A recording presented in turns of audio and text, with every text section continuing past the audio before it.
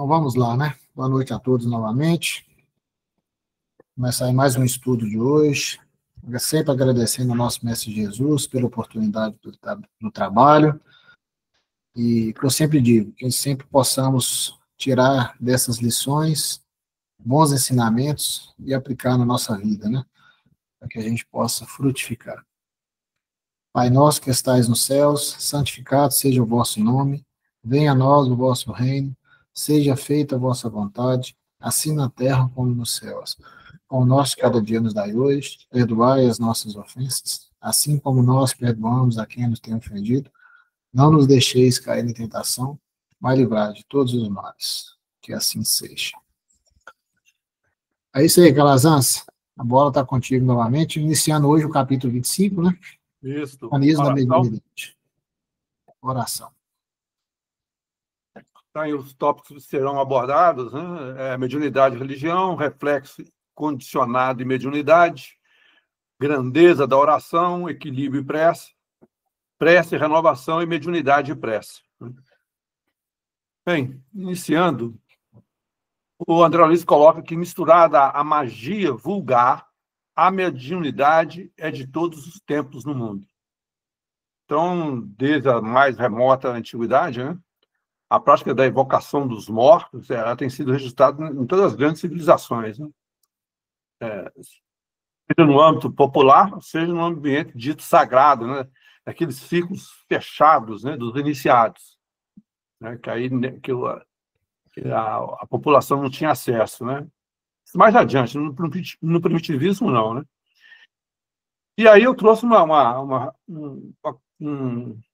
fala de Joana de Ângeles, está no livro Estudos Espíritos, no capítulo 18, quando ela fala da mediunidade, né? E ela diz o seguinte: nos períodos mais primitivos da cultura ética da humanidade, a mediunidade exerceu preponderante influência, porque, através dos sensitivos, denominados como, né, com outros nomes, feiticeiros, magos, adivinhos, e mais tarde, né, os oráculos, né, os pitons, eram todos médiuns, né, contribuindo decisivamente na formação do clã, da tribo ou da comunidade, né, em desenvolvimento, e revelando preciosas lições que fomentavam o crescimento do grupo social, impulsionando na direção do progresso. Então, era esse primitivismo, né?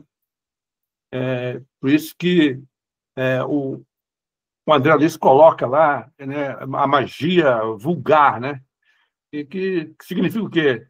Que eram práticas humanas, né, inferiores ou distorcidas, vou colocar distorcidas melhor, né? Movidas por quê? Por ignorância, superstição ou interesses egoísticos, né? Então, eles não sabiam, né, eles não entendiam aquele processo, mas sempre houve esse intercâmbio, né, essa prática, né? Às vezes eles invocavam esses espíritos. E aí eu trouxe aqui no próximo slide, né? No próximo item, né? No livro, o Herculano Pires, no livro Mediunidade, ele também faz um comentário sobre essa evolução, né? Sobre essa história da mediunidade. E ele coloca um determinado trecho o seguinte: o mediunismo é uma expressão criada pelo espírito Emmanuel que designa as formas primitivas de mediunidade que fundamentavam as crenças e as religiões primitivas, né?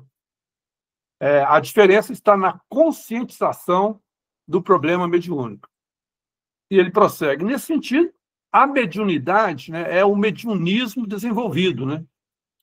Porque é racionalizado, é submetido à reflexão filosófica e religiosa e a pesquisas científicas necessárias ao esclarecimento dos fenômenos, né, a sua natureza e as suas leis, né? Então, na antiguidade, né, figurava-se o quê? Era a consulta aos espíritos, né? E muitas vezes acerca de curiosidades triviais, resposta para problemas corriqueiros. Não tinha controle nem método mais criterioso, né? Mas também foram intermediários, né, nessas evocações. Né? Calazans, eu não sei se você vai citar aí o livro de Samuel. Vai não, né? Eu li, mas eu não coloquei no texto, não. Bom, um dia eu estava conversando com um pastor e ele virou para mim e falou assim, não existe esse negócio de comunicação com os espíritos. A Bíblia não fala nada disso. Eu virei para ele e falei assim, você é um cara inteligente, para que se cria uma lei? Para que se baixa um decreto-lei? Ele falou, para regulamentar alguma coisa que existe. Eu virei para ele e falei assim, quando o rei Saul baixa um decreto-lei proibindo a comunicação com os oráculos, ele estava fazendo o quê? Ele estava regulamentando uma situação. Perfeito? E aí, o que acontece? Ele mesmo chega num determinado ponto da vida que ele precisava de comunicar com o irmão dele, que era o Samuel. O que ele faz? Ele procura uma pitonisa, lá em, acho que Endor, se não me engano, e lá ele consulta e pede a ela que chamasse o espírito de Samuel. Quando ela chama, ela reconhece quem que era. E ela fala, não, eu não posso fazer isso, porque isso é contra as leis. Olha que legal. Aí ele vem e fala assim, pode ficar tranquilo, porque eu sou o rei. Naquele exato momento, o que o rei Saul estava fazendo? Ele estava derrogando a lei. Quando eu falei isso com o pastor, ele ficou ele virou e falou assim, eu nunca tinha pensado nisso.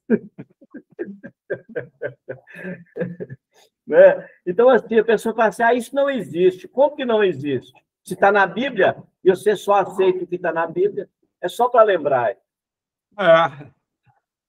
Então, e aí, quando o Emmanuel, para separar, né, para diferenciar, né, as manifestações mediúnicas, né, que ocorrem, né, aí, segundo o Espiritismo, né, das outras formas de comunicação com os espíritos, ele utilizou esse termo mediunismo. Né?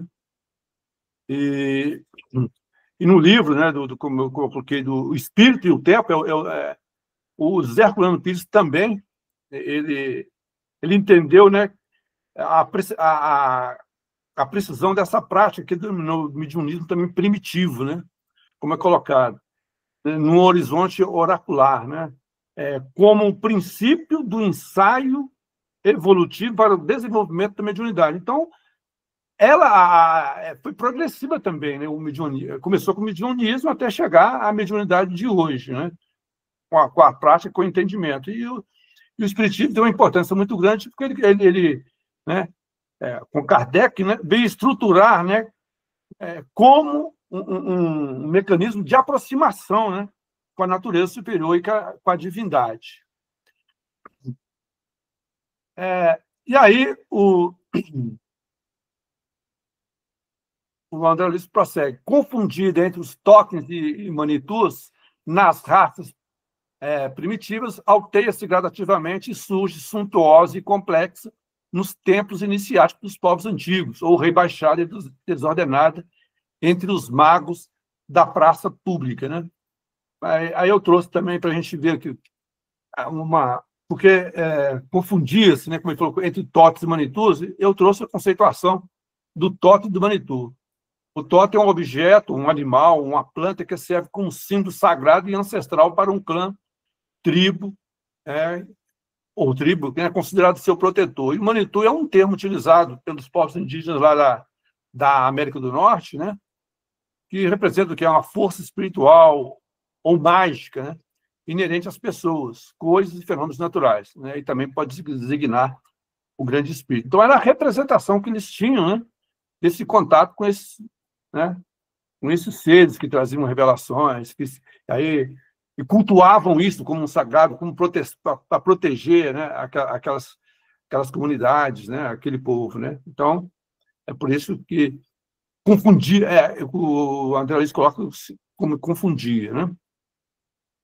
Mas, quando ele fala essa confundida, né, essa confundida entre os totes e manitus, né, ele apresenta então, essa relação, né, dessa mediunidade vulgar, né, que começa lá nos princípios da humanidade, né? E essa mediunidade vai surgir de forma espontânea, né? Sem estudo, claro, né? Misturada à magia e ao medo, né? Mas entendendo, né, que o homem, como sendo um ser imortal, né? No início da sua condição humana, ele sempre buscou, né? Intuitivamente, ele buscava esse sagrado, né? Intuitivamente ele acreditava na existência de um ser supremo, né? Desde os tempos mais remotos. E, aliás, no livro dos Espíritos, né, é colocado, né, que a ideia de Deus é algo que é inato ao espírito. Só que não entendia, né? Então, era Deus Sol, Deus Lua, começaram a criar os deuses, né? Como esse ser que comandava, esse ser que controlava, que protegia, né? Então, quando ele fala que alteia-se gradativamente, ou seja, né, ela se eleva na sua qualidade gradativamente, então, naquele caminhar, né, do mediunismo para chegar um dia à mediunidade, foi um processo, né, contínuo, crescente, mais lento, né? Então, a mediunidade chegou a um ponto, ela começou a se organizar, né? Saindo do quê? Dessa religiosidade, dessa crença, né? E começou a entrar nas religiões, né? Que são as instituições. E aí a gente vê, né, o que diz o Herculano Pires, no livro O Espírito e o Tempo, quando ele dá uma cronologia, dá uma cronologia a esse desenvolvimento. Então, ele falou que lá no início, né, e chamava de horizonte tribal, né, predominava o quê? O mediunismo primitivo, né, ou a mediunidade na sua expressão natural, né? E aí, inclusive, surge nesse horizonte o totemismo, né? Os totens, né? Então, era uma crença baseada a um culto, muitas vezes, a um animal, a um vegetal, ou qualquer tipo, né, de objeto, né? E que muitas vezes, né, tido como um ancestral ou símbolo daquela tribo, daquele clã, né? E admitindo, né, que esse símbolo, né, que esse objeto tinha uma força misteriosa, né, que impregnava e imantava, né, aqueles objetos, dando a ele um poder, né, a esse totem, né? E podendo atuar sobre as criaturas humanas. Então, deram um poder a esses símbolos, né? E aí tinha medo, né? Muitas vezes as pessoas deixaram de fazer as coisas com medo daqueles símbolos, daquela, né? Que aqueles magos ou feiticeiros, né? Apresentavam, né? Mas a seguir, avançando, ele fala do horizonte agrícola, né? Onde que se caracteriza pela adoração de espíritos que residiam em árvores, montanhas, poços e fontes sagradas, né? E aí, até uma outra classificação que coloca que seria uma etapa do culto aos ancestrais, né? Então, ou seja, né, era uma expressão religiosa do homem primitivo, né, que se caracterizava pela adoração desses espíritos, né? Ou mesmo pedras, né, ou fontes sagradas, né? Então, tem lugar também nesse horizonte, né, como foi dito, esse culto aos ancestrais, admitindo, né, que eles estivessem presentes na vida comum de todos eles. Então, que os ancestrais estivessem ali, né, atuando, protegendo aquela tribo, né, aquela comunidade, né? Então, esta fase agrícola que ele coloca, né? Já começou a adorar a esses já espíritos, né? Mostrando onde que eles residiam. Numa terceira fase está o horizonte civilizado, né? E nesta fase do desenvolvimento humano, né, vai surgir o quê? Aquele mediunismo oracular, né, nos grandes impérios da antiguidade. E aí, nas chamadas civilizações orientais, né? E destacam-se nesse horizonte, né, como falou, os oráculos, os lugares sagrados, né, procurados por todos, pois representavam uma força sobrenatural transmitidas a eles pela pitonisa, como até você citou aí, o Samuel consultando a pitonisa, né, já nesse processo, o Vicente, né, ou o próprio oráculo, né, e a mediunidade se manifestava estuante, né, pela qual os espíritos eram consultados, aí começa já, né, a desvirtuar, né, quando ele coloca que as consultas, né, eram de diversos assuntos, desde as questões mais sérias, e aí dentro daqueles ciclos fechados, né, iniciáticos, né, mas também ao mais pueril, né, ia consultar a pitonisa para tudo, né, e foi aí que entrou, né, nesse tempo, né, a proibição, né, porque pô, eles estavam eles iam utilizar a pitonisa para todo tipo de assunto, né? E, aliás, né, a gente vê que ainda hoje, né, há, né, esse tipo de procedimento, né, que as pessoas procuram, né, os médios da atualidade também querendo resolver o problema da vida, querendo saber coisas, querendo, né, por pura curiosidade, ou mesmo por necessidade, né, de saber o que aconteceu, o que está acontecendo. Então, há também um desvirtuamento com relação à mediunidade, né? Ainda com esse mesmo propósito, muitas vezes pueril, né, como ele coloca aqui, o Herculano Pires. E aí entra no horizonte profético, né, onde se destaca o mediunismo bíblico. E aí está atrelado aqui ao que o Vicente falou, questão lá da consulta, né, do Samuel lá, né? Porque nesse horizonte, o mediunismo bíblico, por excelência, né, já existia a figura daquele profeta, né, que apresentava-se como quê? Como um indivíduo social, mediúnico e espiritual, né?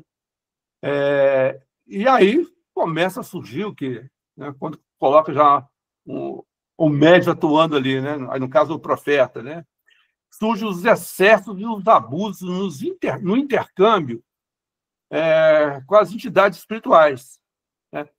Principalmente caracterizando lá o indivíduo greco-romano e o profeta hebraico, né?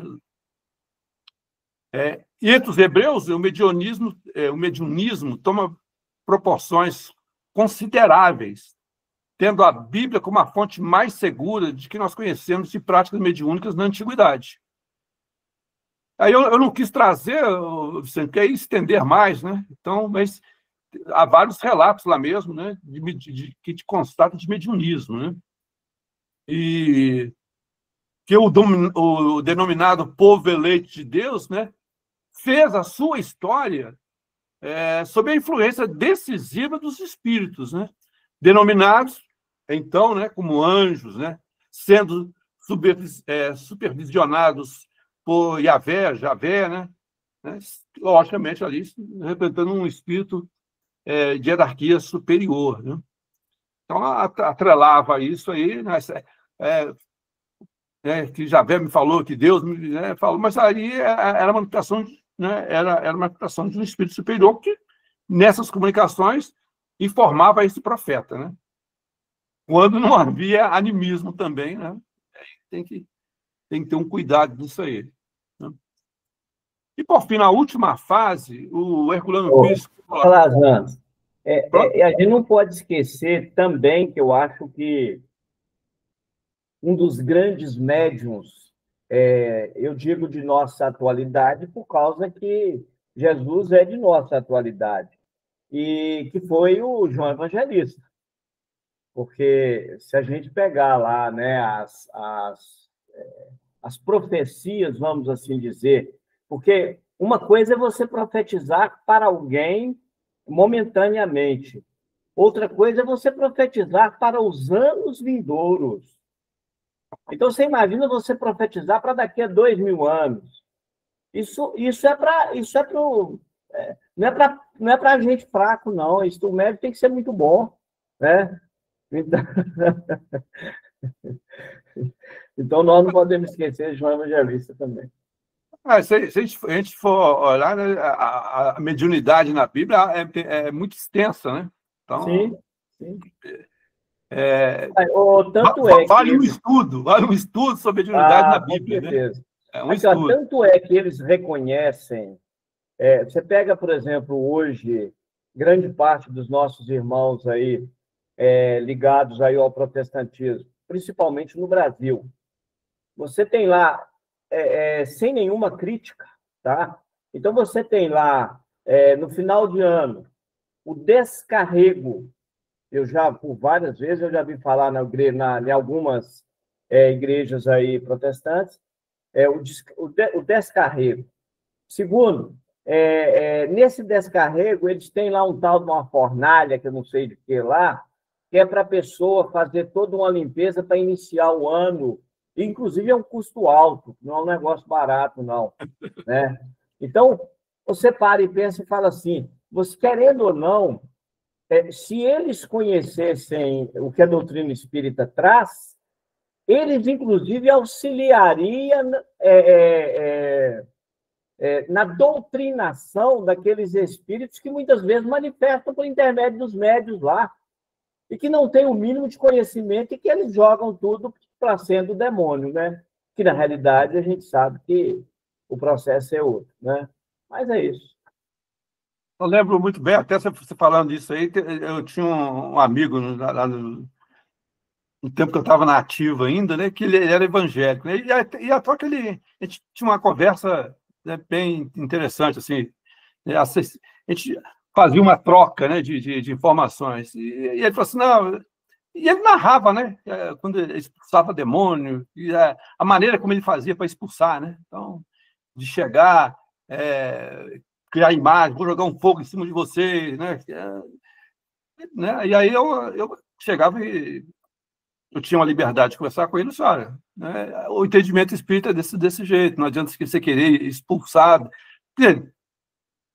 No primeiro momento, sim, né, mas não é tem, a maneira como o espiritismo lida com isso é de maneira diferente, né? Então, e essa é uma possibilidade que o espiritismo trouxe para nós, né, de compreender esses processos, né, dessa comunicação, né?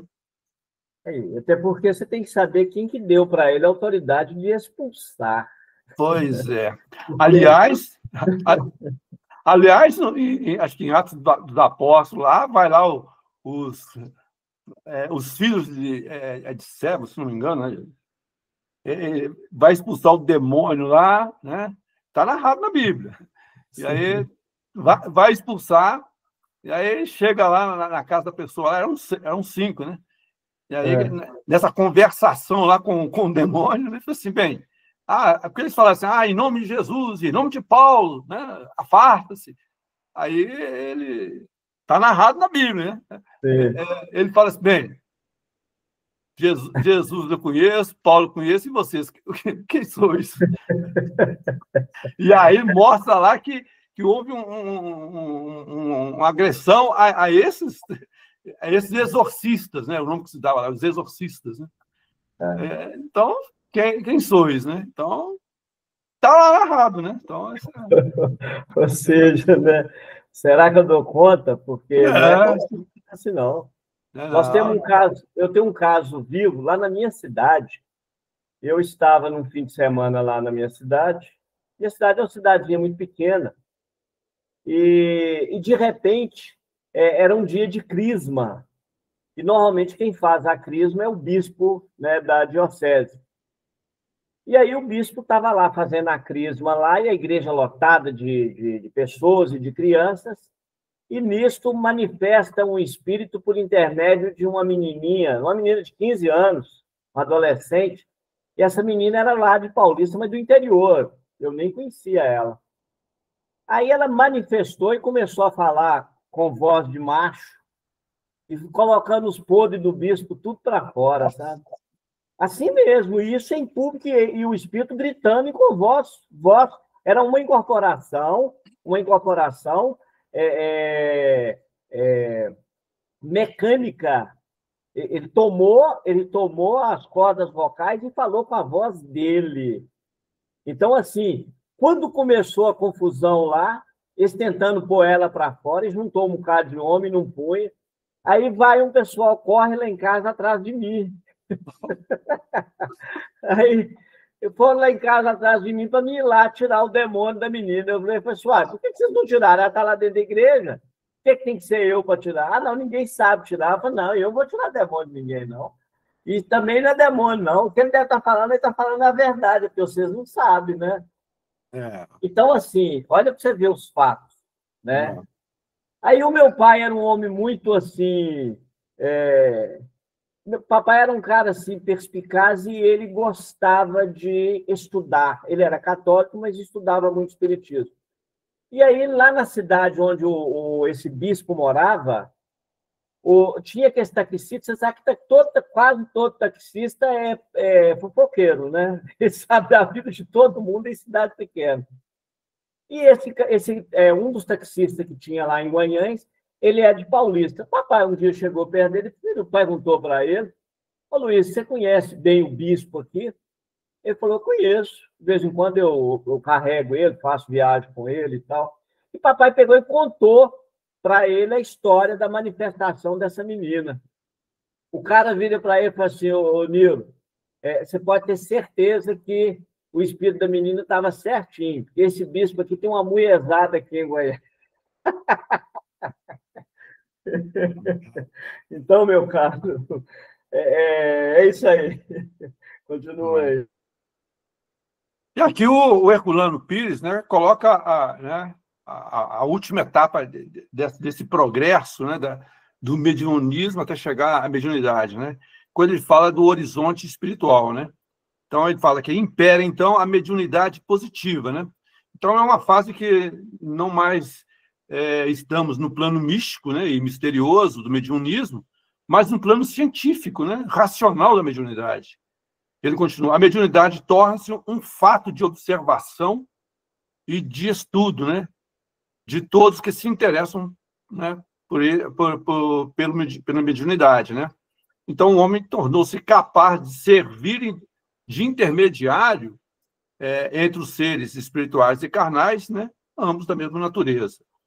Então, aliás, Kardec explica isso em A Gênese, né, porque o espiritismo só poderia surgir em meados do século XIX, né, depois dessa longa fermentação dos princípios cristãos da Idade Média, né, e do desenvolvimento das ciências na Renascença. Então, o espiritismo chegou na época certa ali para explicar melhor, né?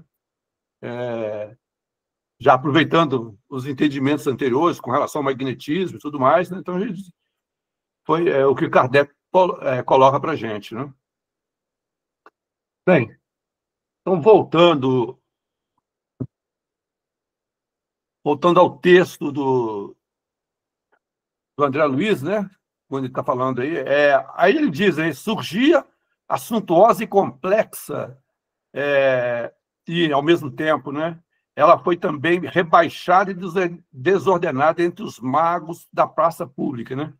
Então, a mediunidade, né, mesmo acompanhando o progresso humano, ela passou a ser praticada, né, também com objetivos inferiores, né, e com, muitas vezes, objetivos egoístas, né? Então, é para hoje. Então, se faz da mediunidade, né? A pessoa visa se beneficiar, né? Visa se destacar, visa a posição social, né? Então, a mediunidade, quando usada sem essa elevação moral, ela torna-se o quê? Ela torna-se um espetáculo, né? Uma adivinhação vulgar, um charlatanismo, né? Uma manipulação psicológica, né? Uma exploração da fé alheia, né? E comércio da fé, né? Então, quando ele fala aí dos magos da praça, né, então ele representa o quê? Representava o uso inferior da comunicação espiritual, né? Então, ela é usada, né, de uma maneira, né, movida por quê? Por orgulho, né, por poder, por dinheiro, né, por vaidade. Então, a mediunidade é tão antiga, né, quanto a própria humanidade, né? Mas o modo como ela é usada, né, vai depender do quê? Né? Do grau moral, da intenção e da consciência, né, daquele que a pratica. Então, a mediunidade não é boa ou má por si mesma, né? Mas ela é um instrumento, né? Como a palavra, né, nas mãos de alguém comprometido com o bem, né? Ela pode construir, mas também nas mãos de alguém sem responsabilidade moral, ela pode confundir, né? Como o André Luiz colocou, confundir e até destruir, né? Então, a mediunidade, portanto, né, ela deve ser uma ferramenta, o quê? Né? Uma ferramenta de elevação moral para compreendermos o quê? Os fenômenos e, assim, interiorizarmos, né, em nossos corações o amor fraternal, o perdão universal e o trabalho infinito dos bons espíritos, né?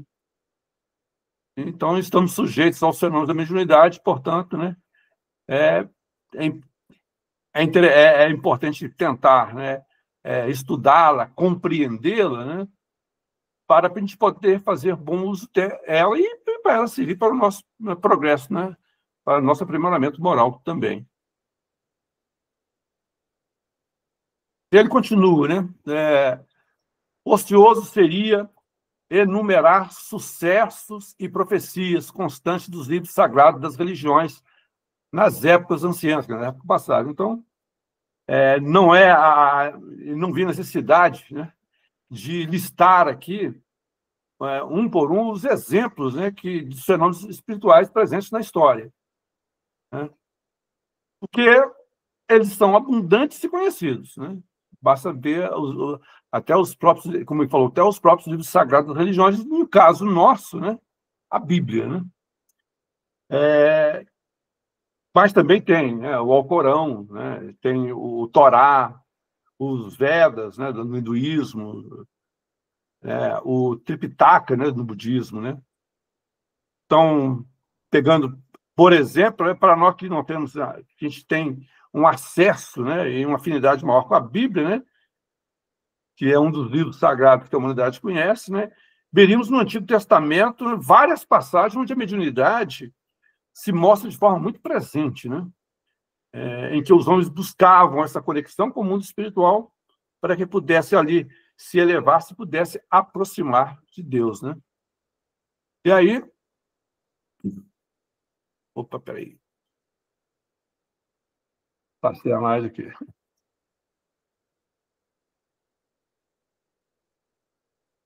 Daí, a cada passo, né, das recordações de todas elas, né, como ele coloca aí, né, encontramos referências e manifestações de anjos e demônios. Então, a mediunidade sempre existiu, né, ao longo da história, né, mas ela é interpretada conforme o entendimento cultural de cada época, né? Então, e essas manifestações, muitas vezes, sem conhecimento científico ou moral, as pessoas classificavam o quê? Os espíritos como, né, anjos ou demônios, né?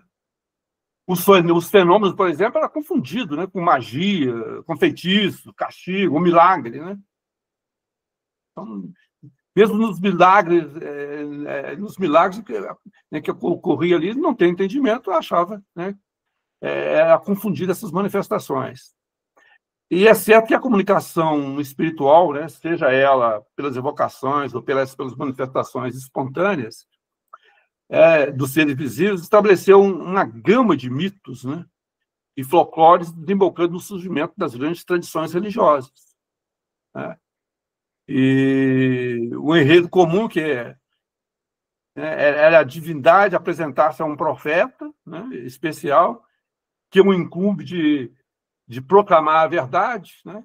Então, e a ser acatada, venerada e difundida, né?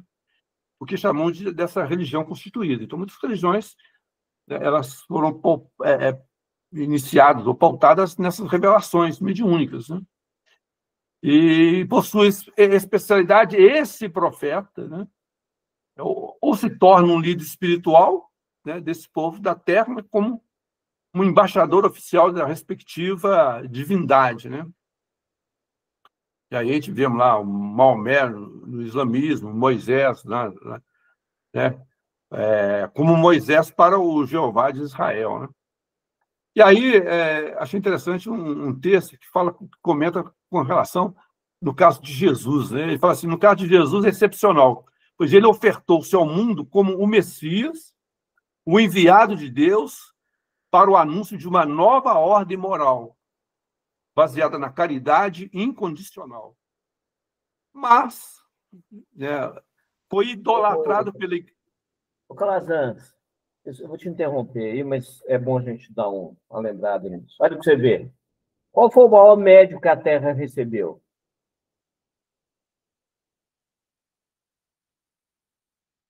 Jesus.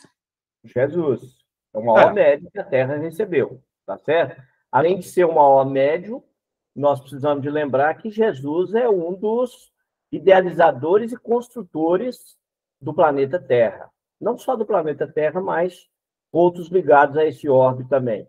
E isso, lendo o livro A Caminho da Luz, a gente entende como que se construiu o planeta Terra. Isso está escrito lá por Emmanuel, né?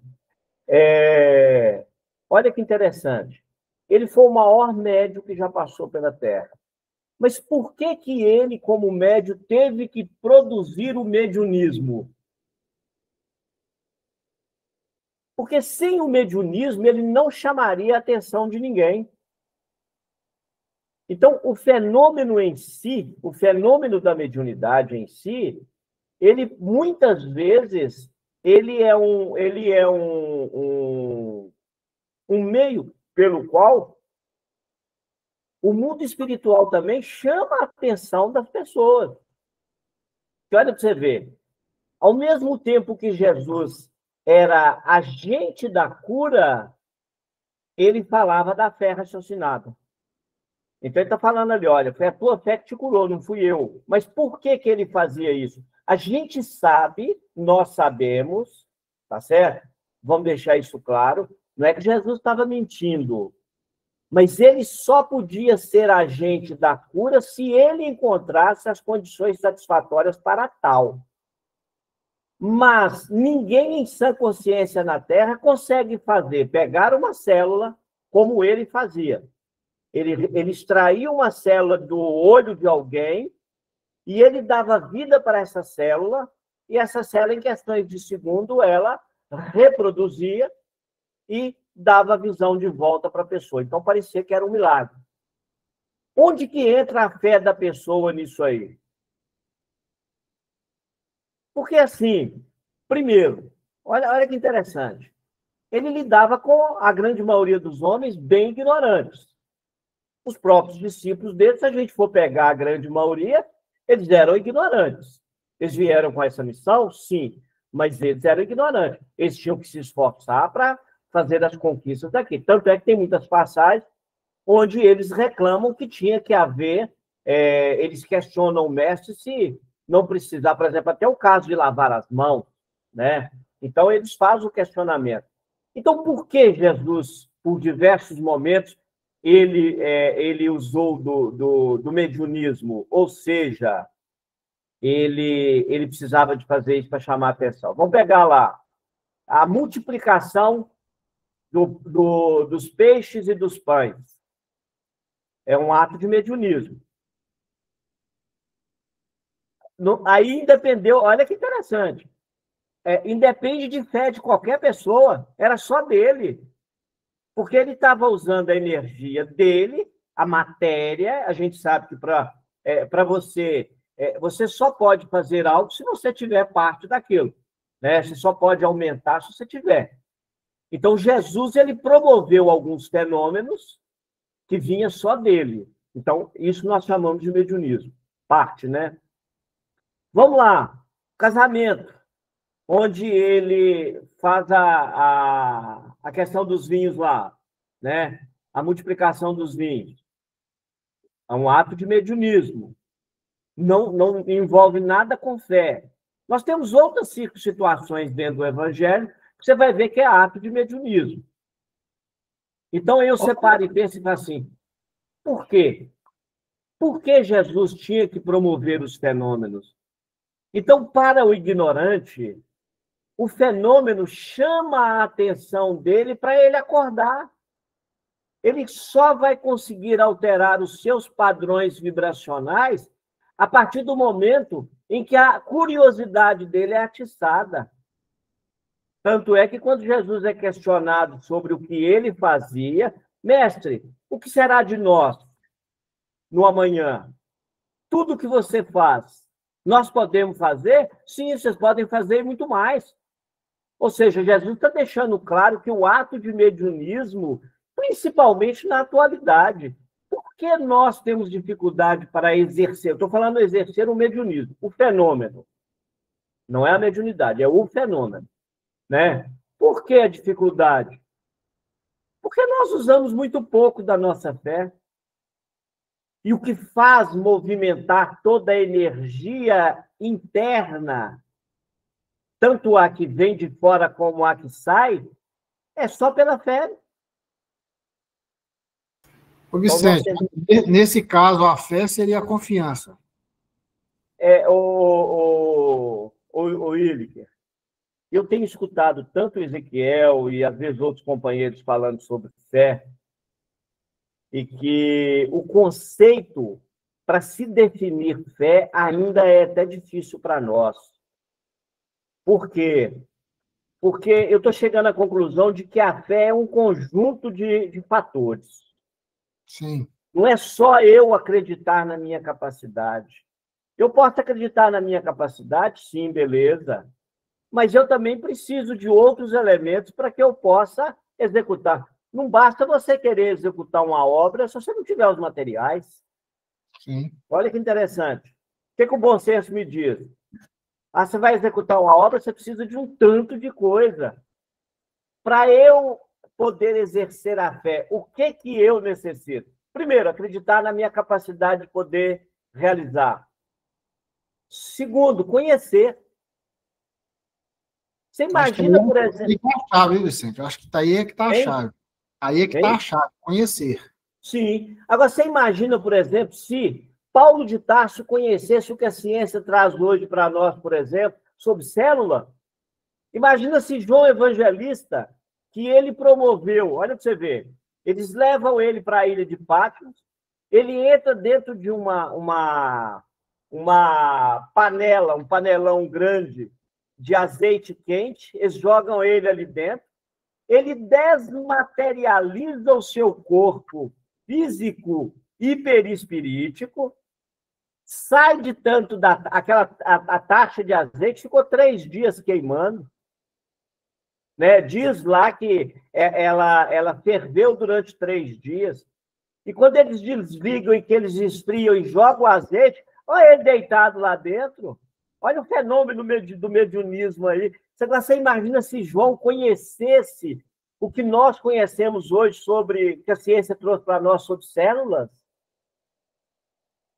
Então, para um camarada que sabia, que ele conhecia, porque para ele fazer aquele processo, ele tinha que conhecer que aquilo não é uma magia. Ele tinha que realocar toda a energia que formava o corpo dele, levar para algum lugar, para depois voltar ali. Ô, Vicente, o que eu fico pensando é assim também. Quanto mais estuda, a gente vai ver que a gente não sabe nada, né?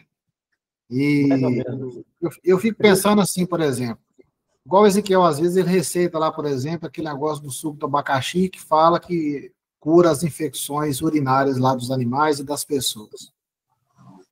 Aí você vai pensar assim, a gente fala que é um antibiótico natural, mas, na verdade, eu acho que não é apropriado falar que é um antibiótico, porque o antibiótico mata. E a espiritualidade não utiliza desse fim, né? Matar, exterminar, para curar. Mas o antibiótico natural não mata. Pois é isso que eu estou te falando, não é antibiótico, não é a palavra adequada. O antibiótico, na nossa linguagem, é para matar, exterminar. Sim. Né? Então,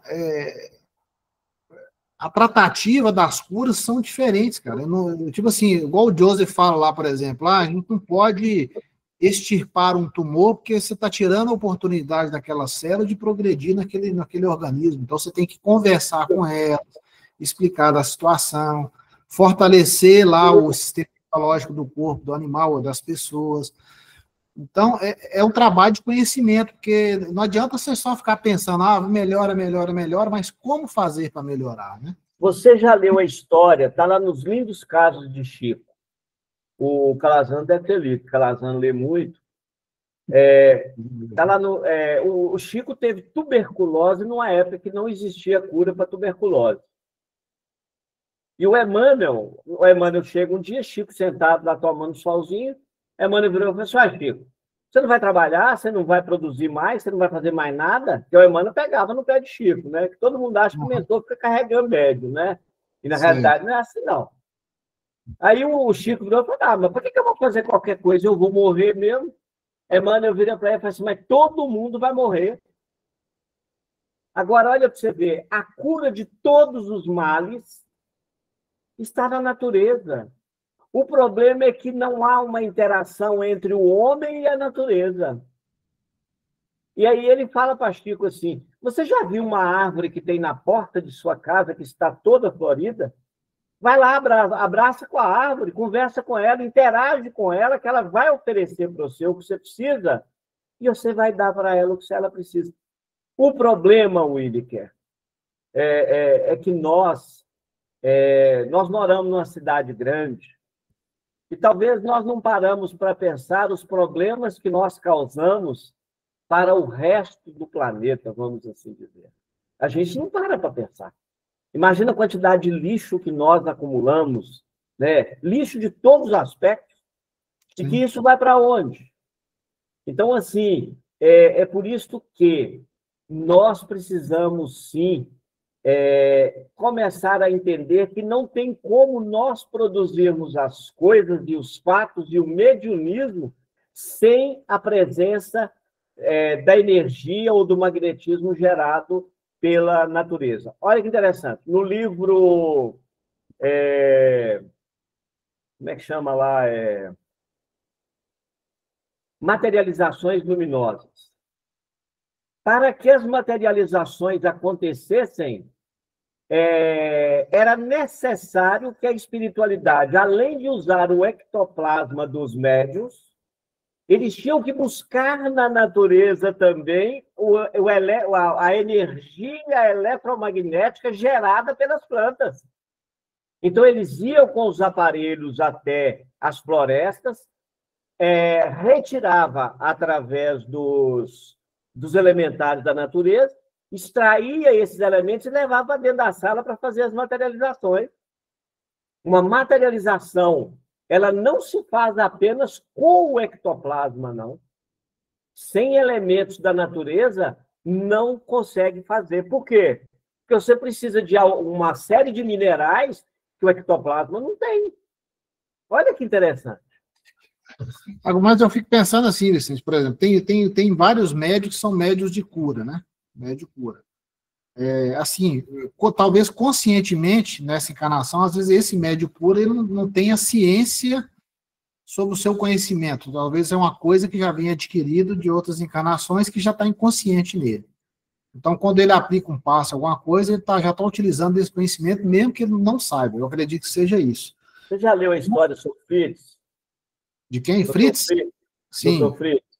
Sim. Dr. Fritz foi o quê? Ele era médico na época da Segunda Guerra Mundial, como Joseph também era médico na Segunda Guerra Mundial, e eles cometeram um monte de atrocidade. Aí o que acontece?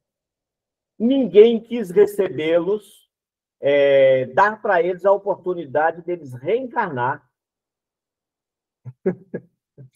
Então, eles reconhecendo que eles cometeram uma série de erros e de atrocidades, o que eles ofereceram? Eles ofereceram para trabalhar na área da cura, usando a medicina que eles têm, mas eles não conseguem usar o eletromagnetismo na sua totalidade. Eles têm que ter outros tipos de médiuns que trabalham com ele do plano espiritual para outros processos ligados ao campo fisiológico. Então, o Fritz vai lá, por exemplo, ele conhece toda a estrutura perispirítica e física, então ele faz os cortes. Mas a parte mais sensível daquela cirurgia que ele fez ela é feita por um outro grupo, inclusive usando, às vezes, outros religiosos que viveram aqui na Terra. Frei Fabiano de Cristo. Frei Fabiano de Cristo é um espírito, né? Ele foi padre aqui, e ele trabalhava no grupo do Fritz. Então, o Fritz operava, mas quem fazia todo o processo de magnetização para que a pessoa não sentisse o corte era Frei Fabiano de Cristo. Quando terminava a cirurgia, quem ia lá e processava a cicatrização imediata era o Frei Fabiano de Cristo. O Fritz não dava conta de fazer isso. Olha que interessante. Porque ele conhecia a parte fisiológica, mas a parte espiritual, que ela depende de você exercer a fé e a verdadeira caridade, quem fazia era Frei Fabiano de Cristo. Pois é, então, é isso que eu estou falando, que a gente precisa, assim, não, tanta coisa que a gente tem que estudar, né? Se a gente quiser exercer uma mediunidade, né? Porque, igual você falou, Jesus, nós somos Deus, então, e que nós também somos apóstolos de Jesus.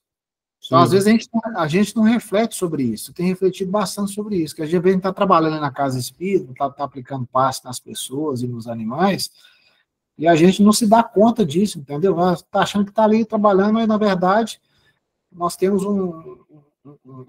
uma relevância muito grande e que vamos ser, no futuro, precisamos desenvolver demais para atingir um grau maior no futuro, né, Vicente? Então, nós temos que estudar muito a questão da homeopatia, entender, para poder conseguir aplicar de forma eficaz esses tratamentos. Eu acho que é isso que é importante. Irique, eu hoje eu até fiz um comentário com o Geraldinho. Nós temos que conhecer primeiro nossa intimidade. Isso é fato. Conhecereis a verdade. E onde está a verdade? A minha verdade. Qual que é a minha verdade? Se eu não conhecer ela, eu não sei onde que eu preciso mexer. É como uma casa que eu olho por fora e eu falo, eu quero reformar essa casa. Mas eu não entrei dentro da casa. Como que eu vou reformar uma casa se eu não entrar lá dentro? Então, a mesma coisa somos nós. A reforma íntima é quando você consegue adentrar em si mesmo e reconhecer toda a sua intimidade. Sem você fazer isso, olha que interessante. Você quer ser um médium de cura? Conforme diz o nosso querido Gandhi, basta as bem-aventuranças de Jesus, não tem mais nada. Só isso, né? Só isso. O resto pode deixar tudo guardado, é só os bem-aventuranças. Coisa simples. Desculpa aí, viu, Calazans? Aí, Cláudio, finalizou mais um dia. Eu só queria fazer um ligeiro comentário aqui na fala completando a fala acrescentando, né? A fala do Vicente, né? Numa cura de Jesus, a única cura que ela foi executada, né, de duas vezes, né? Que foi a cura do cego de Betesda, né? O Betsaida, né? E ali, no primeiro ato que ele fez, ele chegou, pegou o barro, pegou a saliva, passou nos olhos, né? Por quê? Era de conhecimento daquela época, né, que o filho primogênito tinha o poder de curar, até para justificar a cura, né? Sim. Mas só que nesse primeiro processo, quando passou a saliva e o barro ali, né? Perguntou: está vendo alguma coisa? Não, estou vendo homens como árvores, né? E aí Jesus depois aplicou o quê? E pôs as mãos, né? E aí correu a cura. Então foi uma maneira de chegar e explicar, de mostrar aquele processo ali, né? Que era a crença deles, né?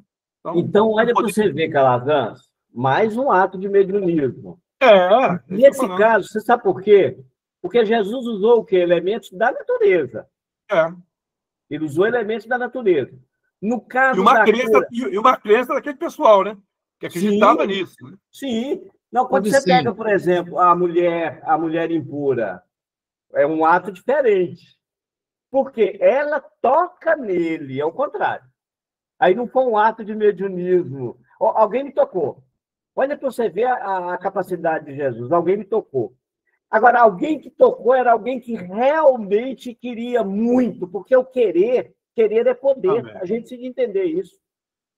Mas não é esse querer nosso de transferência de responsabilidade. Né? Porque o nosso querer é assim, eu quero muito e Deus vai me ajudar. Quando alguém diz assim, eu quero e Deus vai me ajudar, ele já não quer. Ele já está transferindo. Olha que interessante. Porque isso é uma forma de convencimento. Gente, nós não precisamos convencer Deus, não. A gente tem que convencer os espíritos superiores, de jeito nenhum. Então, Vicente, essa cura de que falou do cego aí, o Ezequiel uma vez falou que ele tirou a célula do olho, levou para um outro local, tratou ela, depois voltou de novo, só que ele fazia isso praticamente imediato, é um poder, né? mas depois... ele usou materiais, ele usa materiais da natureza. Oh, sim, é claro. Então, ele, por exemplo, nesse caso, ele pega a célula, ele retira ela, pega os materiais, e aí o que ele está fazendo? Ô, gente, está lá no livro também Nosso Lar. Quando você pega lá o caso, lá na finalização da Narcisa, quando o André Luiz vai para a casa dele, né, para ele reencontrar com o pessoal, e quando ele chega lá, ele vê que a mulher dele já estava com outro, né? E ele sente assim, uma certa raiva, e depois o que acontece? Ele sente compaixão, só que ele tenta ajudar o Ernesto, mas não consegue. Olha que interessante, mas por que ele não conseguiu? Porque ele já tinha sentido raiva dele anteriormente. Ele já gerou um bloqueio. Olha que legal. Aí, quando ele se sente impotente, o que ele faz? Mentalmente, ele chama pela Narcisa. Narcisa vem, ela sai com ele, vai para uma mata buscar os elementos da natureza para a cura do Ernesto, que estava morrendo. Olha que legal. Então, é por isso que nós temos que, sim, conhecer de plantas, interagir com a natureza. Mas é isso que eu estou falando, assim, porque tipo, a gente só fala assim, foi na natureza e buscou os elementos, mas como é que eu vou buscar os elementos? Assim, qual elemento que eu vou buscar? Você não conhece? Você não conhece. Não Além disso, você tem que conhecer os elementares da natureza, que você não chega lá e retira, assim, não. Quem que vai saber retirar esses elementos? Justamente. Entendeu? Aí é que está o X da questão. É aí que está. Mais alguma coisa aí, Calazan? Não. Já para a próxima semana. Então tá ótimo. Então podemos encerrar mais um dia, né? Mais um estudo aí. Quem gostaria, gente, de fazer a prece hora final para nós, se sentir à vontade, quiser falar um pouco. Amanda. Então pronto. Livre, espontânea pressão. Amanda. Tá aí, Amanda? Ela saiu, não? Tô vendo ela aí, não, Vicente? Tá não? Hoje não tá, não. Semana passada eu dei um susto nela, falei que ela que ia apresentar o próximo. Nem apareceu hoje, então. Ó, então vamos pedir a Valéria para fazer de novo, né, Valéria? Você tem uma prece boa. Vamos lá. Então vamos todos mentalizar. Só gratidão ao nosso Mestre Jesus, aos amigos espirituais, esses irmãos abnegados, tão carinhosos, que velam por nós, que nos amparam, que nos ajudam na nossa caminhada. Só agradecer. Eu particularmente, eu acho que a gente só tem que agradecer, só por tudo que recebemos, por tudo que nos acontece. Que mesmo que aos nossos olhos pareçam ser coisas que não são boas, elas são. Porque são elas que nos dão o aprendizado, que nos ajudam a melhorar na nossa caminhada, que nos ajudam a nos conhecer. Então, eu só tenho que agradecer.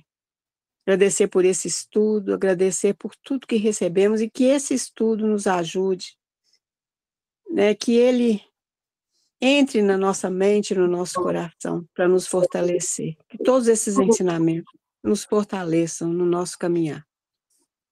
Então, obrigada, Jesus, obrigada, amigos espirituais, obrigada aos colegas de caminhada. Obrigada, Pai, esteja conosco hoje e sempre, que assim seja. Graças a Deus. É isso aí, gente. Boa Obrigado. noite para todo mundo. Boa noite, pessoal. Boa noite, gente. Bom Boa descanso. Boa noite. noite. Com Deus. Boa noite.